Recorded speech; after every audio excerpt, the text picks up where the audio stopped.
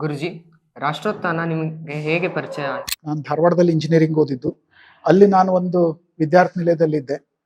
ಅಲ್ಲಿ ಸಮಾಜದಲ್ಲಿ ಬೇರೆ ಬೇರೆ ಎಲ್ಲರೂ ಸಹಾಯ ಮಾಡಿ ಒಬ್ರು ತಿಂಗಳಿಗೆ 10 ರೂಪಾಯಿನೋ 20 ರೂಪಾಯಿನೋ ಆ ರೀತಿ ಕೊಡ್ತಾ ಇದ್ರು. ಅದರ ಮುಖಾಂತರ ಒಂದು ಕನ್ಸೆಷನ್ ಆಗಿ ನಾನು ಓದಿ ಮುಂದೆ ಬರ್ಲಿಕ್ಕಾಯ್ತು. ಯಾಕಂದ್ರೆ ನಮ್ಮ ಮನೇಲಿ ಪರಿಸ್ಥಿತಿ ಅಷ್ಟು ಸರಿ ಇರಲಿಲ್ಲ. ಒಬ್ಬ ವಿದ್ಯಾರ್ಥಿ IIT ಜಾಯಿನ್ ಆಗಿ ಅವ್ರ ಮುಂದೆ ಭವಿಷ್ಯದಲ್ಲಿ ಒಳ್ಳೆ ಉದ್ಯೋಗ ಸೇರ್ಕೊಂಡು ಮಾಡಿದ್ರೆ ಆ ಬರೀ ಒಂದು ಕುಟುಂಬ ಅಲ್ಲ, ಆ ಇಡೀ ಹಳ್ಳಿಯ ಮೇಲೆ ಒಂದು ಒಳ್ಳೆ ಪರಿಣಾಮ ಬೀರ್ತದೆ. ಗುರುಜಿ, ನೀವು ಹೇಳಿದ್ರಿ ನಿಮ್ಗೆ ರಾಷ್ಟ್ರೋತ್ಥಾನ ಭಾರತ್ ಭಾರತಿ ಪುಸ್ತಕದಿಂದ ಪರಿಚಯ ಅಂತ.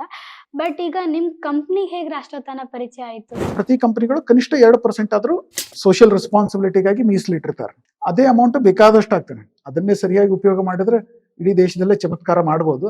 ರಾಷ್ಟ್ರೋತ್ಥಾನದ ಬಗ್ಗೆ ಕಂಪನಿಯಲ್ಲಿ ಏನು ಒಪಿನಿಯನ್ ಇದೆ? ಬೆಳಗ್ಗೆ 5 ಗಂಟೆಗೆ ಎದ್ರು ಅಂದ್ರೆ ಮಕ್ಕಳು ರಾತ್ರಿ 11ರವರೆಗೂ ಕಂಪ್ಲೀಟ್ ಎಂಗೇಜ್ ಇರ್ತಾರೆ. ಅವ್ರು ವಾಪಸ್ ಮಧ್ಯಾಹ್ನ ನನಗೊಂದು ಗಂಟೆ ಸಮಯ ಇದೆ ಹೋಗಿ ನಿದ್ದೆ ಮಾಡ್ತೀನಿ ಅಂದ್ರೆ ನಿದ್ದೆ ಮಾಡ್ಲಿಕ್ಕಿಲ್ಲ. ಗುರುಜಿ, ಈಗ ನಿಮ್ಮ ಅನುಭವದ ಮೇಲೆ ಬೇರೆ CSR ಕಂಪನಿಗಳಿಗೆ ರಾಷ್ಟ್ರೋತ್ಥಾನವನ್ನ ರೆಕಮೆಂಡ್ ಮಾಡ್ತೀರಾ? ಈಗೆಲ್ಲ ನನ್ನ ಕಲೀಗ್ಸಿಗೂ ಅವರಿಗೂ ಬೇರೆ ಬೇರೆ ಡಿಗ್ರಿ ಓದುವಂತ ಮಕ್ಕಳಿದ್ದಾರೆ. ಮನೇಲಿ ತಾವು ಮಕ್ಕಳ ಜೊತೆ ಏನ್ ಗುದ್ದಾಡ್ತೀವಿ ಅಂತ ಅವ್ರಿಗೆ ಗೊತ್ತದ.